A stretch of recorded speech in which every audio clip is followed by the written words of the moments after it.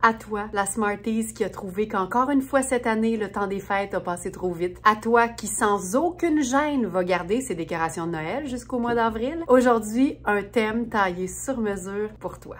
Parce que faire durer la féerie dans un contexte de vie de tous les jours, ça devrait pas seulement être permis, ça devrait être encouragé. Alors si, comme moi, tu aimes l'idée de rentabiliser tes vêtements des fêtes, de faire que la féerie se rende jusqu'entre les murs de ton milieu de travail, ben comment porter des vêtements à paillettes ou des vêtements chics dans un contexte de vie de tous les jours, c'est ce que je te propose aujourd'hui. Évidemment, on commence avec quelque chose de peut-être un petit peu plus intense, mais en même temps, on est des Smarties. Donc, c'est une robe à paillettes, carrément. Donc, c'est une robe à paillettes qui n'a pas de manches. C'est sûr qu'on peut l'assumer vraiment beaucoup et, par exemple, porter un chemisier en dessous ou un col roulé en dessous. Mais je pense que rendu au 4 janvier, si tu t'en vas travailler en présentiel, peut-être qu'une bonne idée, ce serait de la recouvrir partiellement et de faire en sorte que, toi, tu le sais, mais c'est un petit peu plus discret. Donc, par exemple, un chemisier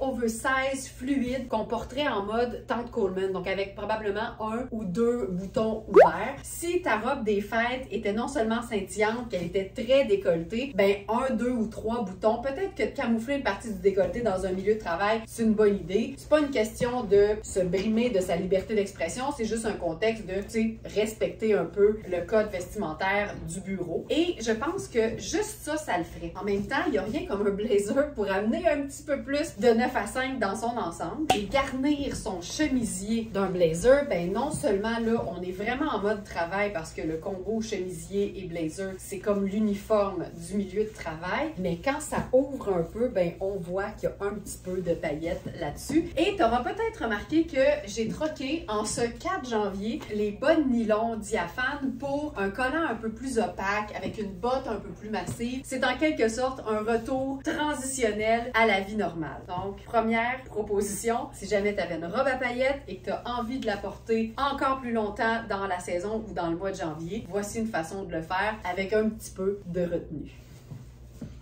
Moi, je suis une adepte de la jupe longue à l'année, autant en sandales l'été qu'en bottes en hiver. Et une jupe en velours qu'on aurait portée dans un contexte très habillé. Je trouve tellement que c'est chouette et que c'est facile à rentabiliser. Puis il y a une chose que vous allez remarquer, dans tous les agencements qui permettent de déchiquiser en quelque sorte nos vêtements des fêtes, vous allez voir que c'est que des pièces de base qui reviennent. J'ai commencé avec le chemisier noir, pièce de base de la garde-robe. J'enchaîne avec un t-shirt blanc, pièce de base de la garde-robe. J'ai présenté un blazer noir, pièce de base de la garde-robe. Je vais ajouter à mon t-shirt blanc ma veste en denim, pièce de base de la garde-robe. Ça donne un look qui est fun, qui est facile à porter quand t'aimes ce genre-là, évidemment. Et je pense que, hey, j'ai le goût de faire quelque chose. J'ai-tu déjà blousé ma veste en jeans? J'ai comme le goût d'essayer ça. Hey, on dirait que ma dextérité est encore dans sa période des fêtes. Mais tu sais, si tu fermes les 2-3 derniers boutons de ta veste en jeans et que tu roules l'ourlet, évidemment, ça prend une veste qui est quand même un peu oversize, 2 ou 3 tailles de plus que ce que tu habilles généralement, ça le fait. Oh, que c'est beau. Donc ça, jupe longue, n'importe laquelle, c'est même pas obligé d'être une jupe longue chic, honnêtement, l'idée c'est parce qu'on rentabilise nos looks des fêtes, mais jupe longue et t-shirt blanc, veste en jeans, réglé. Ça aurait pu aussi être t-shirt blanc et blazer noir ou perfecto, autre pièce de base de la garde-robe. Évidemment, quand vient le temps de déchiquiser, la botte de combat fait toujours son effet. C'est important de souligner que le principe est absolument le même, peu importe la longueur et la coupe de ta jupe du temps des fêtes. T-shirt blanc perfecto sur une jupe en tulle à paillettes, 100 000 $. Mais quand on parle de pièces de base, elles sont tout le temps toutes interchangeables. On peut par contre facilement sortir des pièces de base et s'inspirer des agencements qui unissent un vêtement chic qu'on a porté pendant le temps des fêtes et un vêtement un peu plus décontracté qu'on porte facilement dans la vie de tous les jours. Puis l'idée, c'est de s'inspirer de ce qu'on trouve sur notre vêtement chic. Donc par exemple ici, je me suis inspirée du fait que les paillettes sont un peu comme dorées. Évidemment, ça appartient à la famille des sables, des beiges. Donc là, moi, j'extrapole puis je me retrouve avec un chandail à rayures dans ces teintes-là. Et je trouve que non seulement au niveau de la couleur, ça fonctionne hyper bien avec la paillette, paillettes, mais la rayure aussi, ça a quelque chose de complètement décontracté. Pour moi, c'est très vie de tous les jours, même s'il y a moyen de chiquiser sa rayure, ça c'est clair. On pourrait même faire un thème avec ça éventuellement. Mais ça, j'aime beaucoup. Mais là, suivant le principe du sandwich, on dirait que j'aimerais m'ajouter juste une petite teinte un peu plus foncée dans le haut avec notre fameux colonel. Puis à ce moment-là, ça fait, tu sais, un vêtement pour aller travailler, mais complètement revisité. Et je trouve que doser les vêtements qui font plus festifs dans un cadre de travail professionnel, ça peut se faire. Il suffit toujours, évidemment, de doser. Puis c'est encore plus facile quand le vêtement est en bas. Parce qu'évidemment, tu fais un appel conférence, on voit que le haut, mais toi, t'as la petite féerie dans le corps. Puis personne le sait. La seule chose, c'est qu'ils se disent, ben voyons donc, elle est bien de bonne humeur, Francine. Avec une robe bien scintillante, ça peut sembler un peu plus compliqué, mais je pense qu'à ce moment-là, il faut vraiment s'en remettre à un beau gros tricot moelleux et ça va vraiment faire le travail. J'enlèverai mes chaussures noires, j'irai avec quelque chose d'un petit peu plus brun parce que mes choix sont un peu plus neutres, mais neutre brun, et on y va.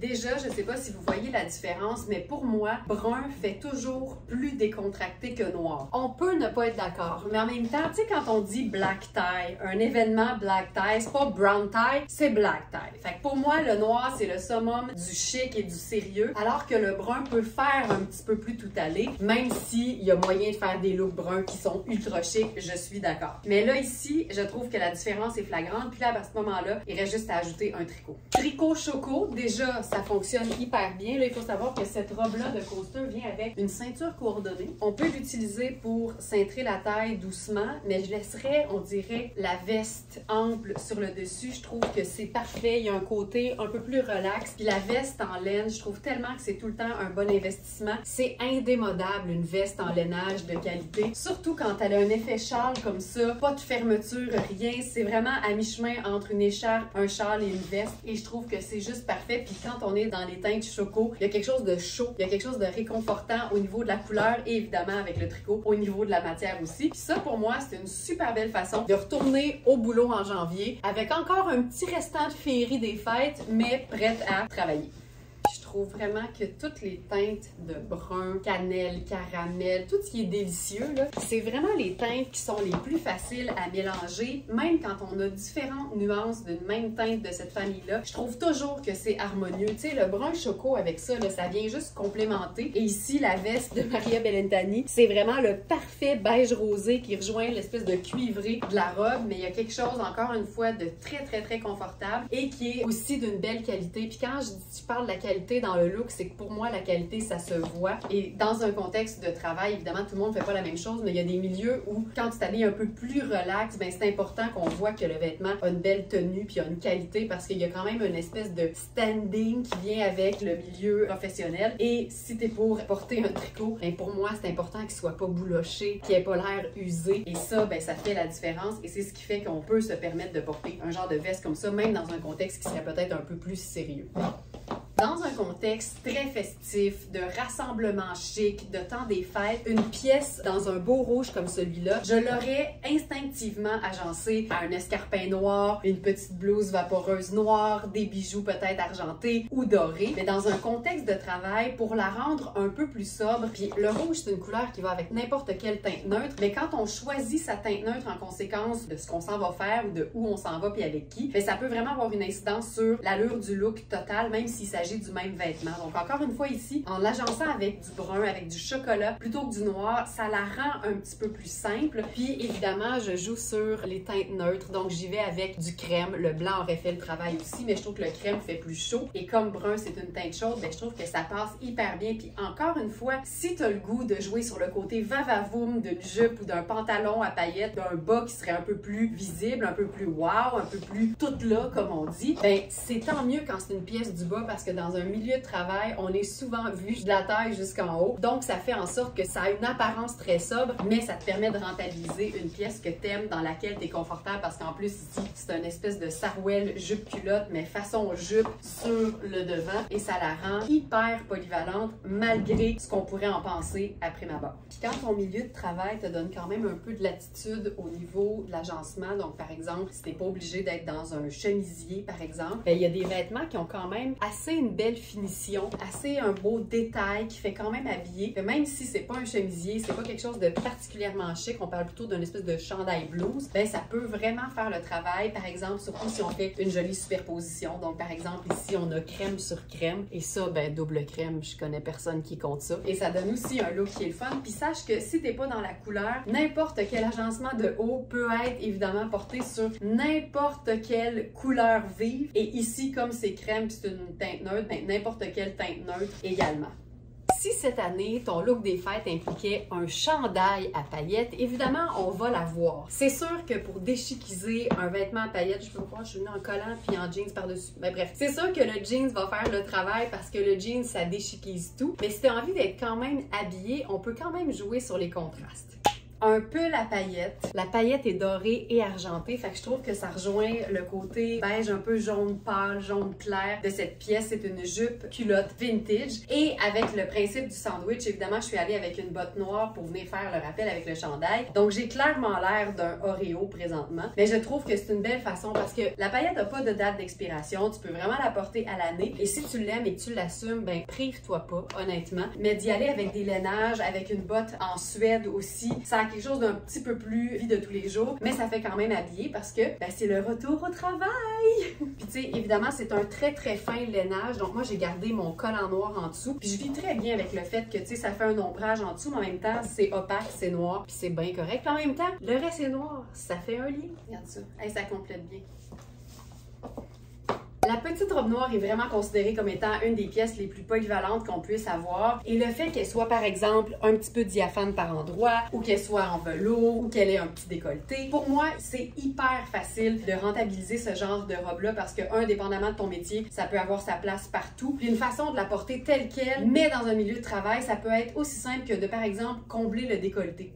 Le simple fait d'ajouter un col de chemisier ou un chemisier en dessous, ça change complètement l'ensemble. On pourrait ajouter évidemment le perfecto. Voilà. Colonel, look de travail fun qui te permet de rentabiliser ta petite robe noire. Puis tu sais, peu importe sa coupe, peu importe son modèle, honnêtement, ajouter le chemisier en dessous ou juste le faux col si jamais ça rentre pas, ajouter un blazer ou n'importe quelle veste par-dessus, changer de chaussure pour quelque chose qui est un peu moins temps des fêtes et le tour est joué. Tu sais, c'est vraiment, on est dans l'inspiration ce matin. Peu importe c'était quoi ton vêtement des fêtes, que ce soit une petite robe noire, que ce soit une robe scintillante full paillettes ou juste un petit peu métallisée, que ce soit une jupe un peu plus festive ou encore un haut avec un peu de garniture brillante au devant, ben tout ça peut être rentabilisé dans un contexte de vie de tous les jours ou un contexte de travail. Et on peut même, parce que j'adore ce genre de superposition-là, utiliser le jeans en dessous de la robe. Tu pourrais être surprise des superpositions que tu peux faire en enfilant simplement ton jeans en dessous de vêtements que tu portes souvent, que ce soit un grand pull, que ce soit une tunique ou que ce soit carrément comme ici, une robe. Ici, l'avantage, c'est que c'est une robe portefeuille qui a quand même une ouverture au devant. Donc, ça te permet, par exemple, d'accéder à tes poches en arrière. Ça lui donne un côté peut-être un petit peu plus tunique qui fait qu'encore une fois, on réalise à quel point les vêtements sont plus polyvalents qu'on le pense. Et la polyvalence, c'est la base de la rentabilisation. J'espère que ça t'a inspiré. J'espère que ça t'a démontré à quel point la féerie peut se poursuivre en janvier si le cœur t'en dit. Bien sûr, la paillette n'a pas de date d'expiration. Tu peux la porter tout le temps. Ça t'appartient. Et ensuite, on peut relancer le débat sur jusqu'à quand les décorations de Noël? Bonne journée, puis à bientôt.